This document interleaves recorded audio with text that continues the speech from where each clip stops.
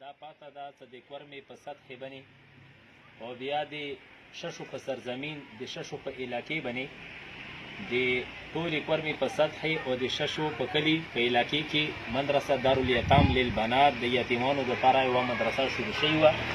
تاسو دغه ټوله منزل ته مخکې ده تر اوسه پورې دا مدرسه شپې کمرې دا څه جوړې شوي. دا د مدرسه چې څومره اوسه پورې روانه ده دا د مسافرانو په تعاون د هغو د خیلې ونه وبهېدې تکلیف یې برداشت کړو. موږ ته یې پیسې راواستولې، چا سریا واخیسته، چا سیمټ واخیستو، چا ریک راوړلو، چا تبوک راوړلو.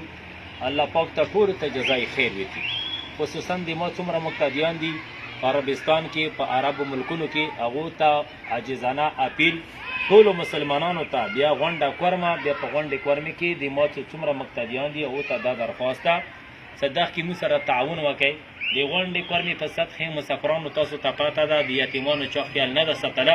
چې څومره یتیمان دي یتیمانو خیال هیچا نه ده ساتله، نه د تربیت، نه د کانې پینې، نه د کپړو، نه د علاج. نو موږ دغه مدرسه چې شروع کړې ده چې څومره یتیمان دي کې دي 15 کمرې دي چې موږ جوړوو.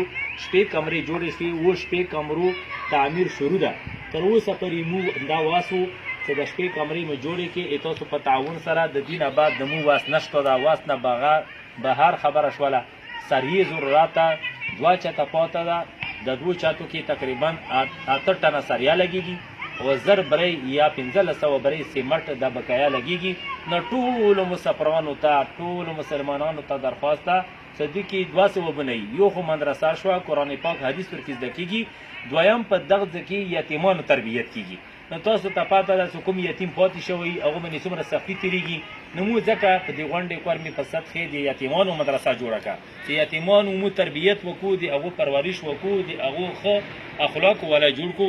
نو ټولو ته اپیل ته ټولو ته درخواست ده الله پاک ته ټولو مسلمانان بیا خصوصا مسافران اوسه پرې موږ سره د مسافرانو دغه کړي ده تعاون کړی ده، هغو خیله تکلیف برداشت کړی ده. موږ ته یې پیسې راواستولې، چا سریې ته راواستولې، چا سیمټو ته راواستولې، چا چیز ته راواستولې.